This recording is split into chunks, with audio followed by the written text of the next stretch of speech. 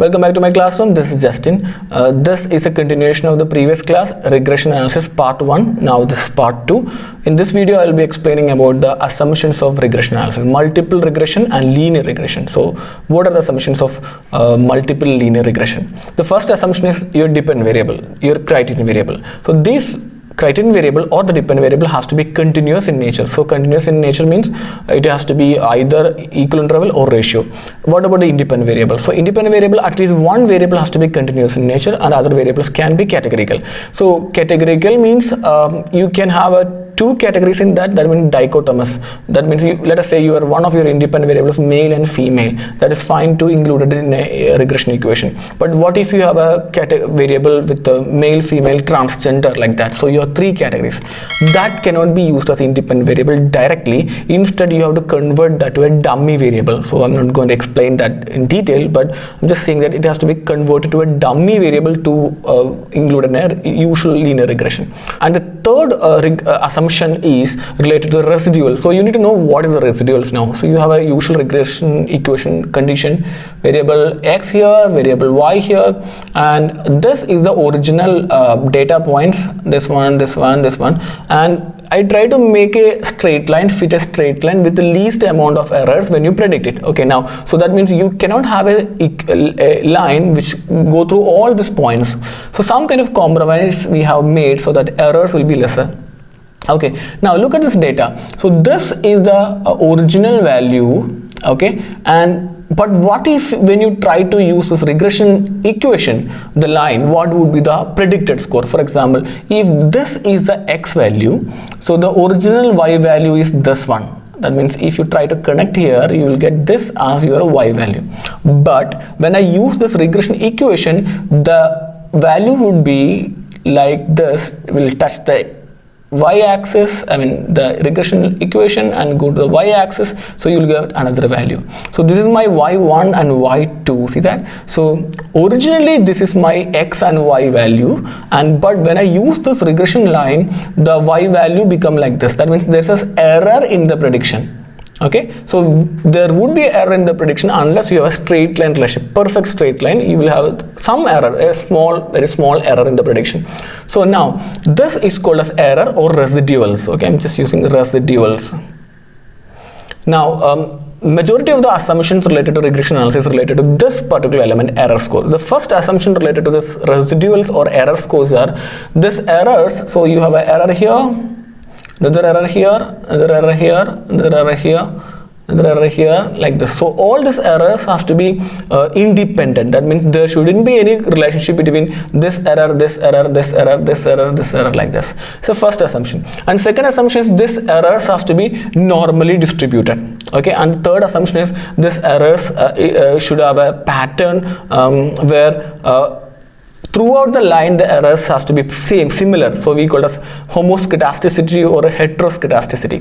Okay, so these are the major assumptions related to errors. So we'll look into one by one. So when you have a first error assumption, that is this errors has to be independent, we use a statistical method called as a Durbin-Watson test. Durbin-Watson test. So Durbin-Watson test is trying to find out relationship between all these errors, and the scores range from 0 to 4. If the value is 2, that means zero correlation. That means that's the condition that we really look into. So if the score go to this side or this side, we really don't want that one. So Durbin-Watson test nearby 2 is something reflect no relationship between all these errors. Okay, because we believe that these errors are random. So it shouldn't be correlated. And the second part is you need to know whether it follows a normal curve. What we generally do is this R value residual scores are plotted in as a histogram and see whether it follows a normal curve pattern itself. The second one. Now remember, the normality of the variables is not an assumption of regression analysis. Normality of the residuals is the assumption of regression analysis. And the third one is homoscedasticity. So homoscedasticity means let us say I have a line like this.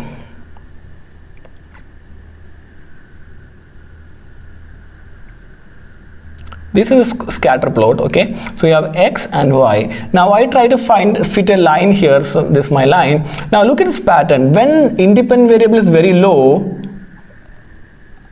the errors are very less. But when independent variable is very high, errors are much higher. See that? So this is called a heteroscedasticity. Heteroscedasticity. One of the major assumptions, a very important assumption, if you do not meet this homoscedasticity, that means errors in each level of independent and dependent variable has to be same. If you don't meet this assumption, regression analysis may not be very good. The prediction may not be very good. That means when in this context, when independent variable is very low, prediction is better. When independent variable is high, prediction become weaker. So this is a very interesting kind of assumption. It is homoscedasticity.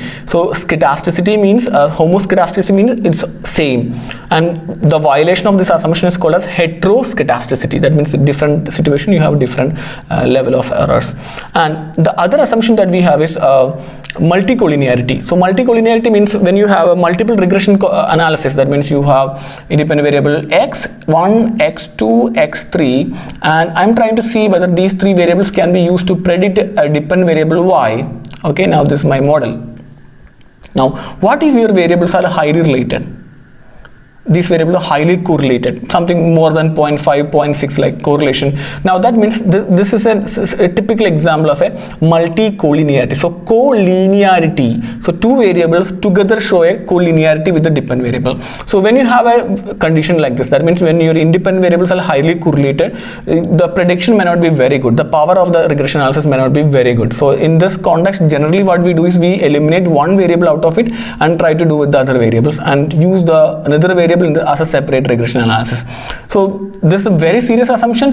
You shouldn't do a regression analysis if you have a real the multicollinearity condition. So multicollinearity can be tested with the method called as VIF. This variance inflection factor. So this can be calculated with 1 divided by 1 minus r square. So what is r square here? R square is a multiple correlation. So you have r square value 1 divided by 1 minus r square value. So this is a value variance inflation factor. This is the indicator of it. So if you have a correlation value between as a 1, that means it's a poor correlation. It is between 1 and 5, which is that moderate correlation. Should we be a little worried about that one? If it is above 5, this means you have a dangerous multicollinearity. So this value variance inflation factor is a common way in which you can calculate the multicollinearity, and the other similar terms that we use is called as tolerance T. So this is 1 divided by VIF. Okay, so the benefit is this VIF score can start from 1 to infinity, but it is difficult to interpret in that line. But when you calculate 1 divided by VIF, your scores will range from 0 to 1. See that? So what if your VIF value is 1? So this is 1 divided by 1 like this. So you can make interpretations accordingly. So this is another concept called tolerance. It's not another concept, it's just 1 divided by VIF. This used for a interpretation purpose basically. So this is an assumption of regression analysis, that is multicollinearity.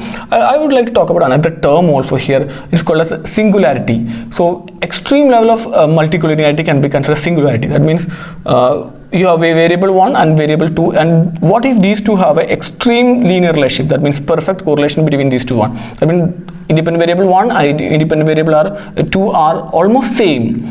They are linearly same. Okay, they have a similar kind of pattern. Now this condition is called as singularity. If the correlation is very high, we call it as multicollinearity. So these are the assumptions of regression analysis. I think this is it. Bye from my classroom. See you in the next class.